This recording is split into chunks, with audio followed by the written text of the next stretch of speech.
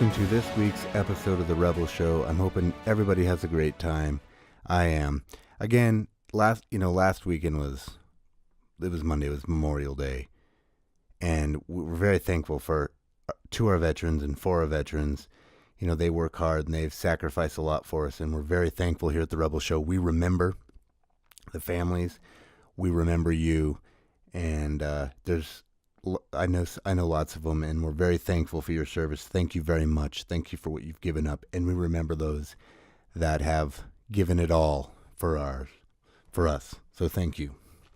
So this week we're going to talk about like hidden truths that we don't necessarily see unless we go looking for them. You know, there's a lot of things out there that are naturally or intentionally hidden from us on a daily basis.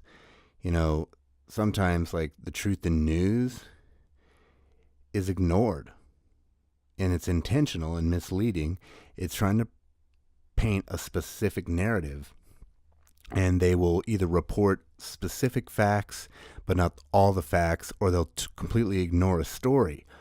So sometimes in news you have to go searching for what the truth is. And I find that to be true, that if you hit multiple websites or something trying to find out what the story really says, you can find the truth. And then if you just wait, you hear maybe 4 or 5 different news reports and then you just wait, the truth typically will present itself. I mean, you'll begin to see, okay, here's the truth. If you take it at face value at the time you hear it, you're probably going to get some stuff that's wrong in there. But if you just kind of wait, hang on the info, and just listen and pay attention, you'll find out that I feel the truth kind of presents itself, and you find that you were misled or something. So, you know, sometimes truth needs to be sought after. You know, there are truths out there that you got to go looking for. That's what we're talking about. You know, Proverbs 2, 1-6. This is the Amplified. 6 verses is a lot to read, I know, but it's so good stuff. This whole chapter is really good. Proverbs 2, 1-6. My son, if you will receive my words and treasure my commandments within you, so that your ear is attentive. It's skillful. Your ear is skillful and godly. Wisdom. And apply your heart to understanding, seeking it continuously and striving for it eagerly. This is talking about seeking God and striving to learn what he has to say eagerly. Yes, if you cry out for insight and lift up your voice for understanding, if you seek skillful and godly wisdom as you would silver, and search for her as you would hidden treasures. This is amazing. This is talking about seeking the truths that are out there, seeking the truths that are God, like you would seek for precious metals. Then you will understand the fear of the Lord and discover the knowledge of God. For the Lord gives skillful and godly wisdom from his mouth, and come knowledge and understanding. So the scriptures say, if you really want to know God, seek him like you would silver and gold. I've never really sought after gold, but I remember those shows like the Alaskan Gold Miners and Gold Rush, and those guys that had a tough job, and they had one goal in mind, to just find that big chunk of gold, find that big jackpot, basically, you know. They were willing to invest a ton of time and effort into their search. During the gold rush years in the 18th and 19th centuries, people would come from everywhere to take a shot at striking it rich. And this intensity is what the scripture is talking about. Sometimes in life, just in general, you've got to take time and search out the truth. I mean, we do this on our own, and we don't even maybe think about it. You know, you want to buy that new TV or something, and you're going to go and you're going to read every report on it. You're going to read every single review. You're going to read every comment, and you're going to hit multiple websites and hit the consumer reports, and you're going to find everything there is to know about that product so that you're informed and you make sure you're getting the best thing you can get. You mine that information. That's what this is talking about. With simple tools like gold pans and sluices, the miners slowly work the rivers and collect small amounts of gold. You know, these guys aren't collecting nuggets, typically. They're getting little shards of gold at a time, and they collect that, and over time they build up, and they can have somewhat of a substantial amount. The scripture is the same way. We read, study, listen, and slowly mine the information, knowledge, and revelation that's in it. That's how it works. That's how a lot of things in life work.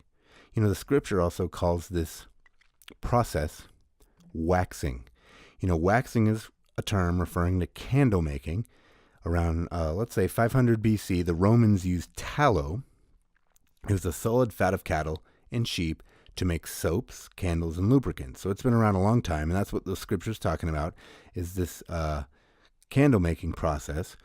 That candle makers would dip the wax over and over again, or dip a wick over and over again in a wax, and it would create a candle. So you're dipping it in, the wick in the wax over and over and over again, creating a candle over time. And this is a slow, steady process, is the key to long-term success in life. In general, if you do something every day, you're waxing. If you run every day, it's not going to take long till you're a good runner. If you read a book on a subject every day for 30 minutes, they say in a couple of years you could have the equivalent of a master's degree. So the Bible uses the term waxing for this daily process of searching. And that's what the miners did. They'd slowly, daily collect a little bit of gold. And then, at some point, they may actually find some more gold, and then they'd bring in the big guns and the big equipment. Matthew 24:12 gives us more inquiry into this waxing topic. And because iniquity shall abound, the love of many shall wax cold. The love of people will wax cold. It doesn't make sense unless you understand this waxing terminology. It's referencing slowly desensitizing yourself to a situation or spiritual presence. They waxed cold, You can do that. You see a lot of violence, you wax cold. Firemen and police officers have this situation where, like, the first time they see an accident or some gore or something, they may have to run away and, like, vomit or something. But over time, they wax cold to that, and it doesn't influence them as bad anymore, and they can look at it and deal with it. 1 Samuel 3:2, this is another way that we wax. And it came to pass at that time, when Eli was laid down in his place, his eyes began to wax dim, that he could not see. This is another terminology here. We're talking about a slow degeneration of his eyesight. So it's just a slowly thing that's happening over and over again, and it's waxing. We're mining, we're waxing. We're talking about slow day-to-day things that we do to get a result out of it. The Bible tells us how to develop abs or even lose weight. The Bible's got everything. You need anything out there, you search for it, you can find it. The Bible has everything. Isaiah 17:4 says, "And in the day it shall come to pass that the glory of Jacob shall be made thin, and the fatness of his flesh shall wax lean." Wax lean isn't talking about instantaneous, he wakes up tomorrow lean. It's waxing lean, doing something daily to where the fatness of his flesh goes away. Now, this is kind of a joke because that's not what the scripture's talking about, but it's funny, the fatness of his flesh waxes lean. So those of you that are going to look this up and follow me, I'm taking it out of context to make a joke. So this slow, steady daily process is the key to long-term success in life.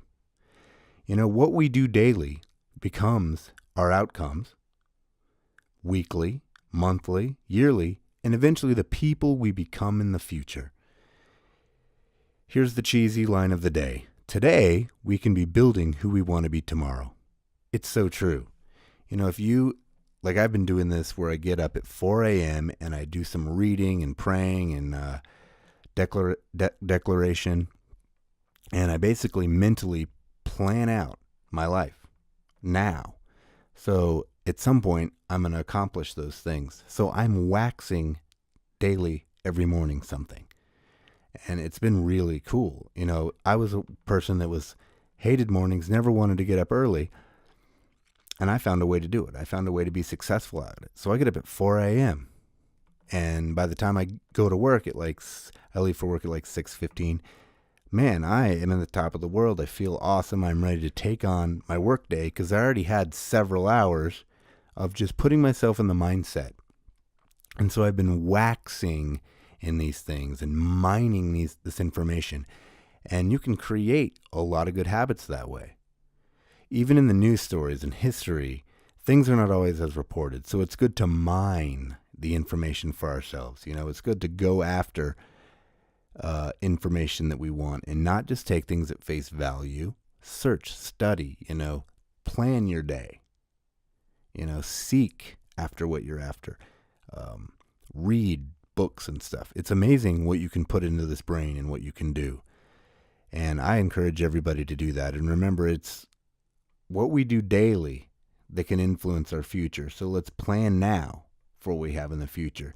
And when it comes to things like the news, we got to be stewards, and we got to make sure we're understanding what's going on out there. And the news can lie to us. So we got to make sure that we're finding the truths and not just taking the news for what it is. There's a lot of lies, and we're being misled if we're not careful, and that ain't a good place to be. We're supposed to be informed, and we're supposed to be the smart ones. So I say, let's do it. Let's go after the truth. Thank you very much.